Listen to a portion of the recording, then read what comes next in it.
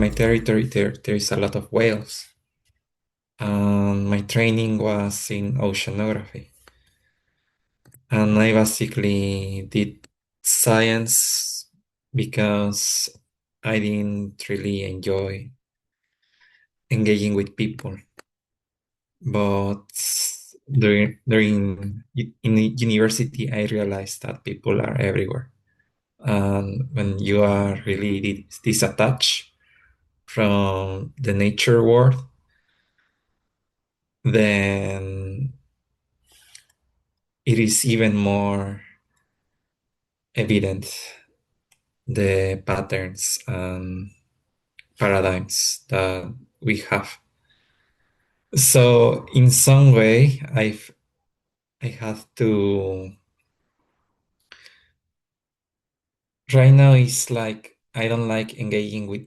I still don't like engaging with people, but I do feel that's a more important reason why there has to be a lot of care on that, because it can explode really quickly. So I kind of go through life in an attitude of de-escalation and also ceremony. I will just share my screen really quickly. As I was saying, my philosophy towards education is one of ecology, kind of imagining as if I'm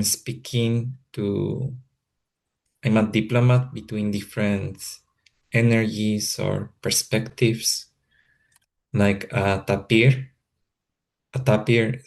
talking to a jaguar.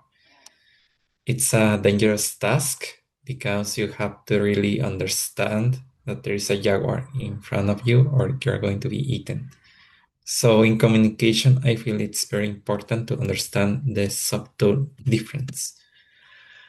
One of my inspirations is Ursula K. Le Guin. When you are dealing with people, you have to realize that they are really, people are alive things, or people are alive. So you cannot take them for granted. And there is this saying that the ends justify the means, but you have to realize that there are no ends.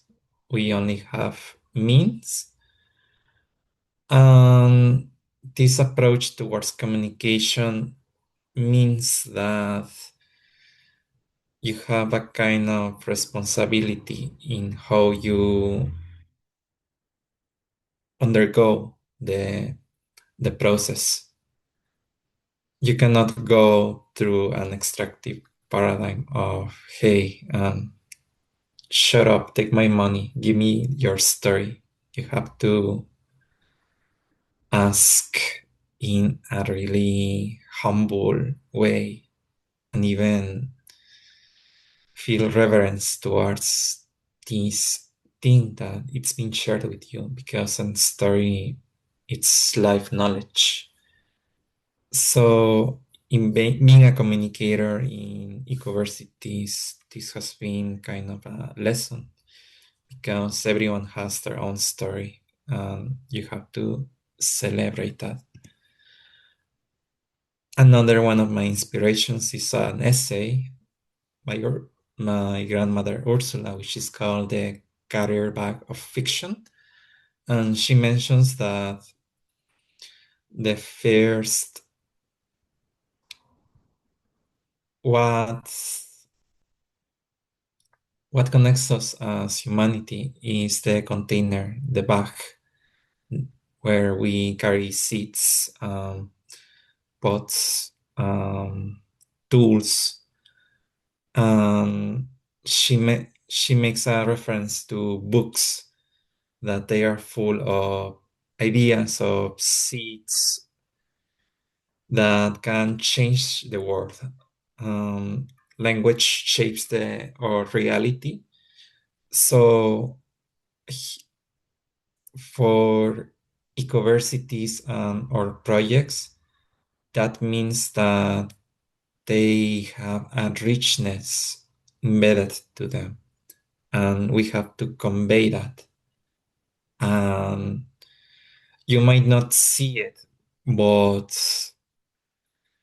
it can really terraform possibilities for other people who we are restricted by our culture or or the way that we grew up, the assumptions that we make.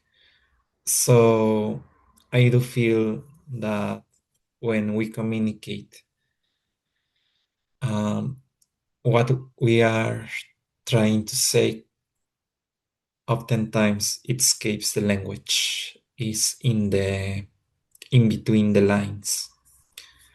So photography, it's also important to me because you can kind of read a story. Another book that was really important to me is Research Ceremony by Sean Wilson. He kind of brings forward his conversations with his indigenous peers in Turtle Island and also Australia. And during these conversations, he explores that for many people, we learn through relationship. Through making relationship is how we make research. And this research is not like the academic notion that it's really individualized, but instead, um, the research learning happens in the in between. In ecoversities, my work in eco communications is like a journey, like wayfinding in the ocean where I met with these relationships. And it requires an effort to listen, to read the signs, to take care, because trust is something that it's like bread, you have to make it all the time. In wayfinding, there's no safety, but you're always asked to listen to the elements around you, especially when you have it's only you and the canoe in the middle of the ocean and the weather. I'm using this metaphor to say that communication is never a task that you're doing alone, but you're always in a broader ecology. And I do feel that this collaboration is kind of a world building effort. I do take inspiration for fantasy books. Basically, good world building is a place where you would like to live.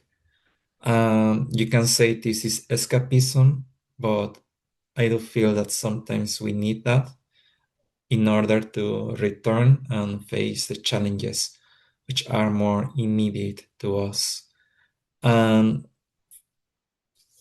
some people frame fantasy everything that is not possible in their paradigm. So a lot of communication is breaking these divisions.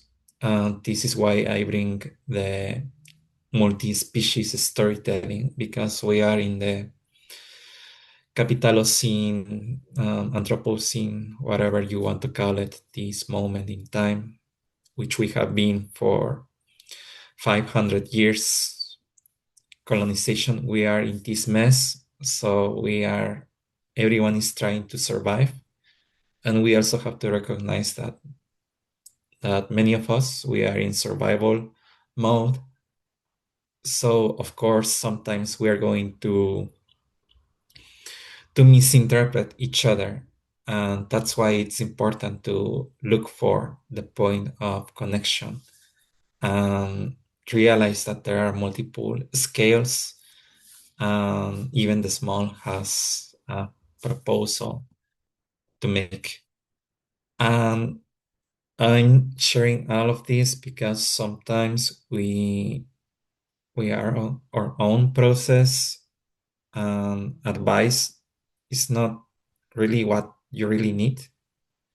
It's kind of teaching birds how to fly. They don't know how to do it themselves.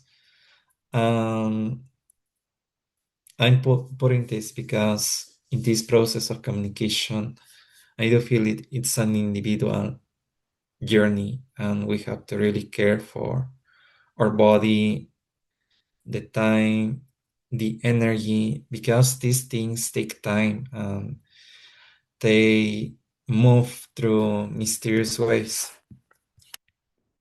All of that is to say that many of these things I shared in the presentation, it's what I do on my work on social media. I'm entrusted with stories. I kind of have to understand fully what I'm talking about because these stories are alive, and I have an accountability to these stories because they don't belong to me. They validate my work. And basically, I feel that in universities we are doing an encyclopedia of many experiments around the world.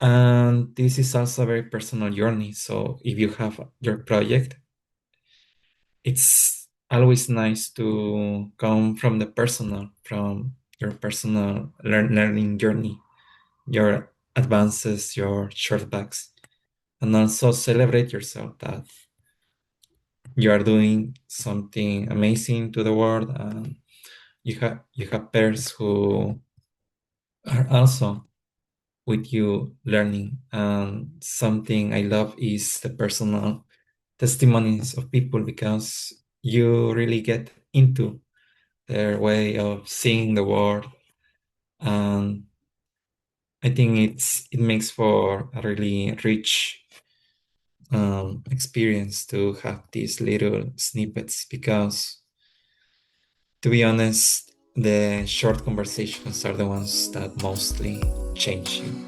I think I overextended myself, but thank you very much.